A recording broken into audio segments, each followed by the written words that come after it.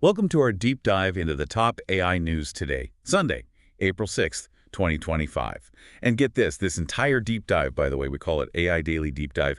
It was all researched and written completely by AI. Wow, that's pretty meta, isn't it? AI analyzing AI? Yeah, I know, right? It's kind of a trip. But anyway, we've got some interesting stuff to cover today. We're going to be talking about how all the big chatbot models stack up against each other, like ChatGPT and all the new ones from Meta. We'll also look at why AI still struggles with something that seems pretty basic to us, driving. Right, and we can't forget all the ethical questions that AI keeps raising. This time it's about creativity. Can AI really be creative, and what does that mean for artists and musicians? Exactly. And we'll look at, how to spot those errors that AI chatbots can make. It's important stuff, especially with so much information flying around. And finally, we'll dig into some new research on how AI is affecting different demographics in different ways. Yeah, that's a crucial conversation to have. AI isn't just this abstract thing anymore. It's really starting to change things in the real world. So, ready to dive in? Absolutely, let's do it. Okay, so first up, let's talk chatbots. Meta just came out with these new models, Llama 4, Maverick, and Scout. Everyone's asking, are they better than ChatGPT now? Well, Meta's definitely making some big claims. They're saying that Maverick, especially, is really good at coding, like way better than before. And it can handle a bunch of different languages, too. Yeah, that multilingual thing is pretty huge. And get this, it can even take these super long, complicated instructions and still figure out what you want. And they say it's a pretty good creative writer, too. Interesting. So how do they measure up against ChatGPT on those leaderboards everyone's always talking about? Well, on El Marina, which is one of the big ones, Maverick is actually sitting in second place right now. Not bad. Who's in first? That would be Gemini 2.5 Pro. But you know how these things are. The rankings can change pretty quickly. For sure. But, leaderboards only tell part of the story. Where does ChatGPT still seem to have the upper hand, like in specific areas? Image generation, for one. ChatGPT is really killing it in that department. I mean, it can create these incredibly detailed images, even photorealistic ones. Yeah, I've seen those Studio Ghibli-style ones were crazy good, right? Those are amazing. Meta's image generation, at least with Maverick, is a bit more limited, like it depends on where you are and what language you're using. And the images themselves, well, they're not quite as impressive, not as photorealistic as ChatGPT's. I see. So it sounds like ChatGPT has a leg up there. And I heard they added some new features, too, focusing more on research. Yeah, that deep research mode is pretty cool. Basically, it lets ChatGPT do these much deeper web searches and give you, really in-depth answers, especially for things like math and science, even coding. Oh, wow. So it's kind of like having a research assistant built right into the chatbot. Yeah, exactly. They're really emphasizing that rigorous information gathering aspect. Makes sense. Now, speaking of how these AI models work, I know OpenAI has been talking about these things called reasoning models. What's the deal with those? Ugh, those are super important. OpenAI has these models like O1 and O3 Mini, and they're designed to think more like humans, analyze information, make logical connections. That kind of sophisticated reasoning isn't really there yet with Maverick. But Meta says they're going to release a reasoning model later this month. Oh, so that's something to keep an eye on. It could be a game changer, right? Oh, definitely. It'll be interesting to see how it compares. So it seems like ChatGPT is also ahead when it comes to all the different things you can do with images, like editing them, making new ones in different styles, even like improving photos you upload. As far as we know, yeah. Meta's still working on catching up in those areas. I mean, the new Llama 4 models are definitely better than the old ones, but they're not quite there yet. But they're coming out with this behemoth model soon, which is supposed to be their big competitor to the top models from OpenAI and Anthropic. So we'll see how that shakes things up. Yeah, it's a fast-moving field. Now, thinking about accessibility, is there a big difference in how easy it is for regular people to actually use these different chatbots? Yeah, there are some differences. It looks like Maverick is easier to use for free, through all of Meta's apps like WhatsApp, Instagram, Messenger, and they don't seem to have as many limits on how you use it or how many images you can make. OpenAI, on the other hand, they put some limits on free users, like how many images you can generate each day. And you have to create an account, too. So, bottom line, who's winning the chatbot wars right now? Well, it's tough to say for sure. Things are always changing.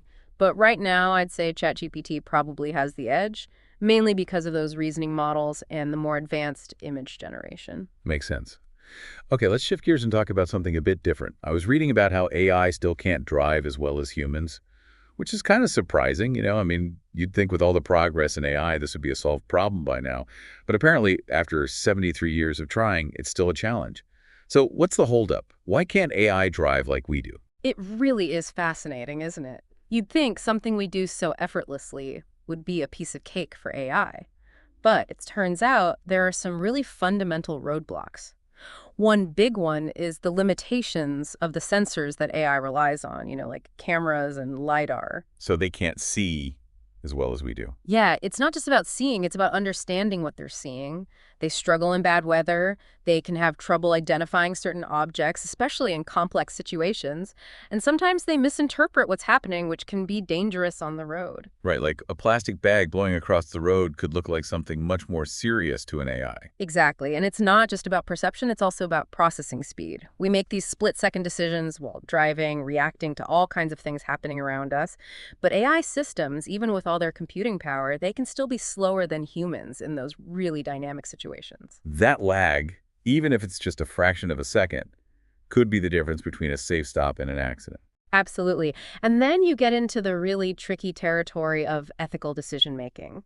How do you program an AI to make the right call in a situation where an accident is unavoidable? Yeah, like who does it prioritize? The passengers or the pedestrians? That's heavy stuff. It is, and there's no easy answer. It's really hard to translate human morals and values into code. And then there's the whole issue of AI hallucinations, where these chatbots, even the really sophisticated ones, sometimes just make things up. Yeah, that's a big concern. The article gave an example of a chatbot that got a math problem right, but then explained its reasoning in a way that was completely wrong. So it can give you the right answer, but with faulty logic behind it. Yeah, and that's not very reassuring when you're talking about something as important as driving. We need to be able to trust that the AI is not only getting the right outcome, but also that it's getting there in a safe and logical way. It's like we trust human drivers because we know they have a whole set of experiences and instincts and reasoning abilities that they're drawing on. AI doesn't really have that yet. Exactly. We also have this incredible ability to use all our senses at once, sight, sound, touch, even smell. We integrate all that information seamlessly to make sense of the world around us. AI is still struggling to replicate that kind of multisensory processing. So it sounds like even with all the advancements in AI, there's still a long way to go before we have truly autonomous vehicles on the roads everywhere. Yeah, the technical and legal barriers are still pretty huge. And then there are all the ethical questions that we need to grapple with before we let AI take the wheel in every situation. Right. I mean, it's not just about building cars that can technically drive. It's about building cars that can drive in a way that we as a society are comfortable with. Exactly. It's about trust, transparency, and making sure that AI aligns with our values. Well, I guess we'll have to keep walking or cycling for a bit longer. Okay, moving on, let's talk about AI and creativity, which is another topic that's generating a lot of debate. The big question is, can AI really be creative? And if so, what does that mean for human artists and musicians? This is one of those questions that really gets to the heart of what it means to be human. Traditionally, we've seen creativity as something unique to us, something that comes from our emotions, our experiences, our individual perspectives. Yeah, like when you listen to a piece of music or look at a painting, you feel the artist's soul in it. Exactly. But AI doesn't have a soul, does it? So can it really be creative in the same way that humans are? Or is it just really good at mimicking patterns and styles that it's learned from all the data it's been fed? Yeah, that's a good point. Like, is it truly creating something new or just rearranging existing elements in a clever way? That's the core of the ethical debate. Some people argue that even if AI can produce something beautiful or technically impressive, it's still ultimately derivative. It lacks that spark of human ingenuity, that emotional depth that we connect with in art. Right. And this isn't just an abstract debate. It has real-world implications for people who make a living from their creativity. Oh, absolutely. If AI can write articles, compose music, paint pictures, even write scripts, what happens to all the human writers, musicians, artists, screenwriters? Yeah, will their jobs become obsolete? That's a real concern. We're already seeing it happen in journalism with AI being used to write basic news reports, and it's only a matter of time before it starts happening in other creative fields. And then there's the whole issue of compensation and credit. Like, if an AI creates a hit song based on thousands of human-composed songs, who gets the royalties? Who gets the recognition? That's a great point. The current system isn't really set up to deal with that kind of situation, and it raises some fundamental questions about intellectual property and the value of human creativity in a world where AI can generate seemingly original content on demand. And let's not forget the potential for AI to be used for, less than ethical purposes, like creating deepfakes and spreading misinformation. That's a huge concern. The same technology that can create beautiful music can also be used to manipulate people's faces and voices, or to generate fake news articles that are incredibly convincing. We need to be very careful about how this technology is developed and used. So it seems like the big question isn't whether AI can be creative, but whether we want it to be. And if so, how do we make sure it's used responsibly and ethically? Exactly. We need to have these conversations now before AI becomes so powerful that it's out of our control. Right, we need to set some boundaries, figure out how to protect human creativity, and make sure that AI is used to enhance our lives, not replace us. It's a balancing act for sure, but it's a conversation we need to have. Absolutely. Okay, let's move on to something a bit more practical. How to spot errors in AI-generated content. These chatbots are great for quickly getting information, but they're not perfect, are they? No, they're definitely not. And that's a really important point, especially now that AI is being used to generate all kinds of content. We need to be aware that these systems can make mistakes, even the really sophisticated ones. Yeah, it's easy to be fooled, especially when they sound so confident. But they're not always right, are they? No, not always. And it's not because they're trying to trick us or anything. It's just that they're still learning. Right. And they're only as good as the data they've been trained on. So if they've been fed a lot of misinformation, they might spit that back out at us. So we can't just take everything they say at face value. We need to be critical thinkers. Right. Exactly. And we need to be aware of the ways that AI can go wrong, like those hallucinations you mentioned earlier, where they just make things up, or confabulation, where they mix up real and fake information in a way that sounds plausible but is actually wrong. And this isn't just a theoretical problem. It's actually happening in the real world, isn't it? Oh, yeah. The article mentioned this Russian propaganda group called Portal Combat, which is using AI to generate fake news articles. Really? So they're deliberately trying to spread disinformation through AI. It seems that way. And they're doing it in a very clever way by deliberately including unusual phrasing and errors in their articles. This is probably a way to influence how AI models understand and interpret the information. So they're trying to, like, poison the well, so to speak. Yeah, in a way. And they're using this network of websites called the Pravda network to pump out huge amounts of this AI-generated content. And this stuff is actually ending up in chatbots, right? That's the scary part. Studies have shown that chatbots sometimes repeat or even confirm false claims that originated from these Pravda websites, especially if the user asking the question assumes that the information is true. So basically, they're exploiting the fact that chatbots are still learning and that they can be tricked by cleverly disguised misinformation. Exactly. It's a real cat and mouse game. So what can we do about it? How can we protect ourselves from being misled by AI? Well, the most important thing is to be skeptical. Don't just believe everything a chatbot tells you. Always double-check the information, especially if it seems important or controversial. So fact check everything. Pretty much. And don't just rely on one source. Compare what different chatbots say and cross-reference it with reliable sources like established news organizations and fact-checking websites. And be wary of websites that try to mimic legitimate news sources, right? Like those fake news sites that look almost identical to real ones. Exactly. Those are designed to trick you. And be patient. AI is still developing, and as it encounters more fact-checked content, it should get better at filtering out misinformation. But for now, we need to be extra careful. It's like we need to develop AI literacy just like we develop media literacy to deal with all the fake news out there. Yeah, absolutely. We need to be smart consumers of AI-generated content, just like we're smart consumers of any other kind of information. Good advice. Okay, last but not least, let's talk about how AI is affecting different demographics in different ways. It's not a one-size-fits-all kind of impact, is it? No, it's definitely not. And that's something that's starting to get more attention, which is good. We need to make sure that the benefits and risks of AI are distributed fairly. Right, because the last thing we want is for AI to exacerbate existing inequalities. Absolutely. So some interesting research has been done on this, and it suggests that AI is currently having a bigger impact on urban white-collar professionals than on other groups. Interesting. And is that because those jobs are more likely to be automated? Yeah, that seems to be a big part of it. When you break down different jobs into their specific tasks, it turns out that a lot of the tasks that are most easily automated are those that are typically done by white-collar workers in cities. Things like analyzing data, writing reports, managing finances, those kinds of things. So AI is kind of disrupting the knowledge economy in a way that we haven't really seen before. Yeah, exactly. And it's not just about jobs being lost, it's also about the skills that are needed to succeed in the future. AI is going to change the nature of work, and everyone needs to be prepared for that. Right, like even if your job isn't completely replaced by AI, it's probably going to change in some way. You'll need to learn new skills, adapt to new ways of working. Exactly. And the research also found something else that's pretty interesting. Women are, on average, more exposed to AI in their jobs than men are. Really?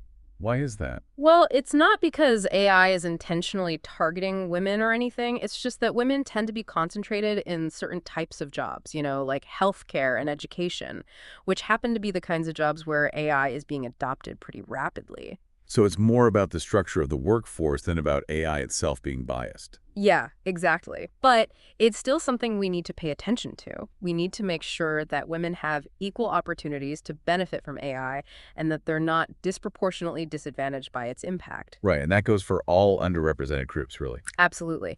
We need to make sure that AI is used to create a more inclusive and equitable society, not one that reinforces existing inequalities. Now, what about fields like healthcare and education? Bill Gates has talked a lot about how AI is going to revolutionize those sectors.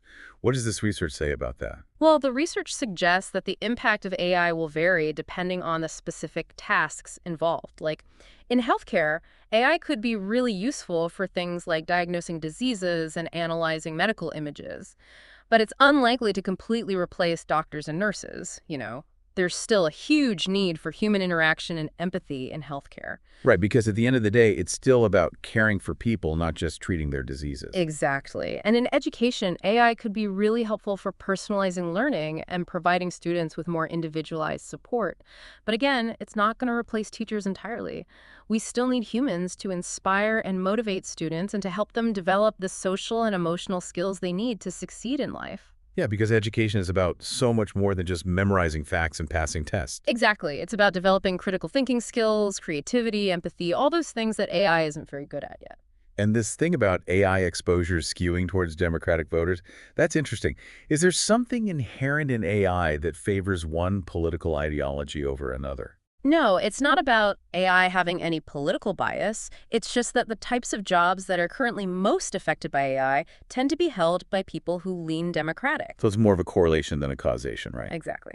But it's still something to keep in mind as we develop AI policies. We need to make sure that those policies are fair and equitable and that they don't unintentionally benefit one group over another. It sounds like we need to start thinking about these issues now, before AI becomes so deeply embedded in our society that it's hard to change course. Absolutely. We need to be proactive, not reactive. We need to shape AI in a way that benefits everyone, not just a select few. So to wrap things up, as you're listening to this, I want you to think about what all of this means for you. AI is changing the world around us at an incredible pace. We've seen how it's shaking up the chatbot landscape, how it's still struggling to master the seemingly simple task of driving, how it's raising fundamental questions about the nature of creativity, how it's forcing us to become more critical consumers of information, and how it's having a different impact on different groups of people. What stands out to you from all of this? What questions do you have about the future of AI, and how do you think it's going to affect your own life and the world around you in the years to come? That's something to ponder. This deep dive was just a snapshot, but the conversation about AI is far from over. So stay informed, stay engaged, and keep asking questions. The future of AI is up to all of us. Well said. It's an exciting time to be alive, that's for sure. But it's also a time for caution and thoughtful consideration. Absolutely.